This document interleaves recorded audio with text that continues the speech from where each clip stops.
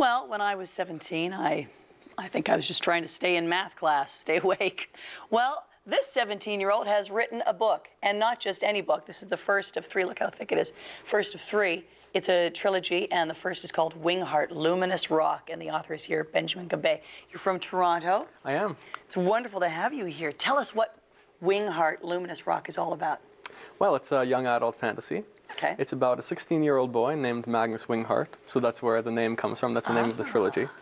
And he discovers a book written by one of his deceased parents, his father, and through that discovers that he was in fact born in a parallel dimension to Earth, known as Arcane. But he didn't know that. He didn't. His brother had known about this, but had kept it hidden from him because they're being pursued by some enemy from that world. So he didn't tell him to keep him safe.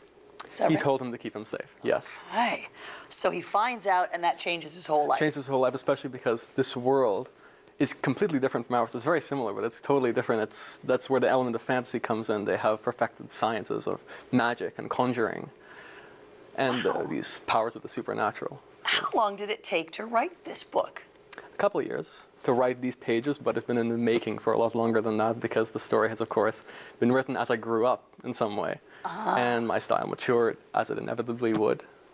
So even at a young age, you were already formulating stories in your mind. Yes, and those stories in some ways, like this story. It's like there's been many different forms of this same story, it seems. And so that was practice. Then this is the finished version. Product of, yeah. First of three, though. So Yes. Are you already working on the second one? I am. No way. No, it's fully conceived. The Wow. second and third are fully conceived, and they just need to be written. Wow. This came out in September. Yes. How exciting for you. I mean, to be a published author at 17, that's remarkable. And the book is getting such wonderful feedback already. But what have you been hearing? Well, people seem to enjoy it. It's the best I can say. I've taken it to a few high schools so far, giving presentations about it. And also the public library has seemed to like it. They have ordered copies for their branches, 18 of their branches. So certainly good feedback so far. People like the story, they like the characters, and that's the best I could ask for. And what an inspiration that you could for young people to see what's possible. Exactly. Even when you're young, why not? You want to write a book? You got a good idea? Oh, Go yes. for it. Yes. And your surely. family is very much behind you in this, aren't they? Oh, yes. I think it's crucial to have your family support. Well, I can imagine the amount of research you would have had to do because this is mythology. You're drawing from. I mean, what time period are we talking about?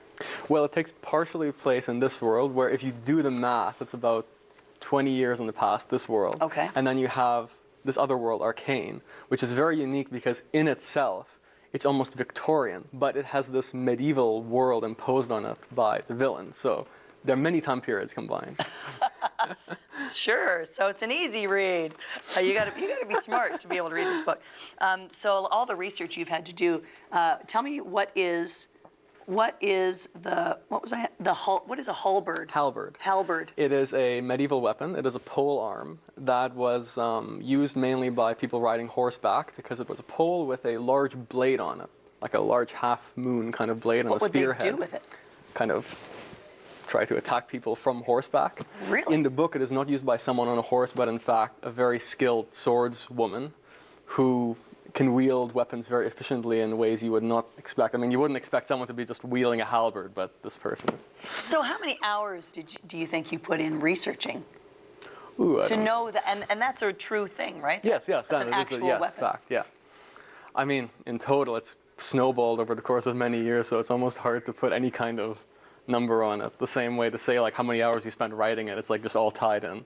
Wow. Yeah. It's your whole life. Oh yeah, in some way. Well, I'm 17. I've been spending 17 years doing it. Oh yeah. When you see stories like the Harry Potter stories and the vampire stories, has that inspired you in any way, or have you been paying attention? Stories have not, like, in terms of stories like Harry Potter and stuff, have not really inspired me directly. I think the writing of different books has inspired me sometimes, although not so much those kind of books. I get inspired by writing, not so much the story. The story is pretty much my own. The only thing I can draw inspiration from is mythology and probably some of the classic themes of fantasy and things, but the story is pretty much my own. Right. Wow. So when you're reading for pleasure, what do you read?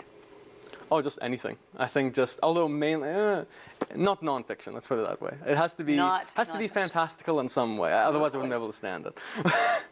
Did you ever play Dungeons and Dragons, that game? That was very popular. A few times. I've played it a few times. It's very fun, although it's so time consuming and you know, you have to stage these elaborate meetings just to play one game.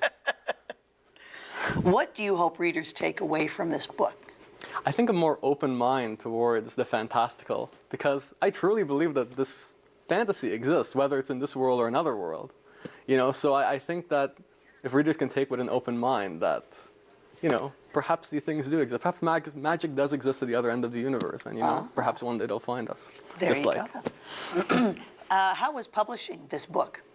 Oh, it was, you know, a lot of work. It was published through a micro-publishing company that my family formed. So it is a lot of work to publish a book, of course, you know, to design the cover. Well, the cover was designed by an artist in Poland, which was brilliant.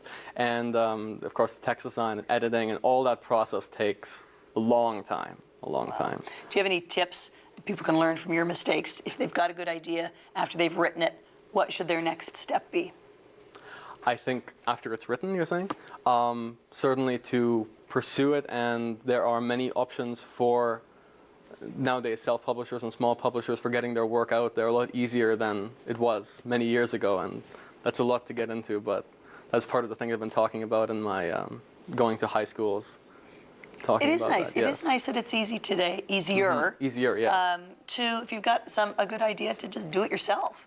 You don't have to wait for someone else to say it's okay. Yes, yes. If you believe in it, you can go for it. Oh, yes. Yeah, you believe in your work. That's a very important thing. That's right. Yeah. Well, congratulations. So exciting. The first of 3, and it's called Wingheart, Luminous Rock. When is the second in the trilogy to be released? Within a couple of years, I hope. I mean, it took a couple of years to write these 600-plus pages, and it looks like the second one is going to be close to as long.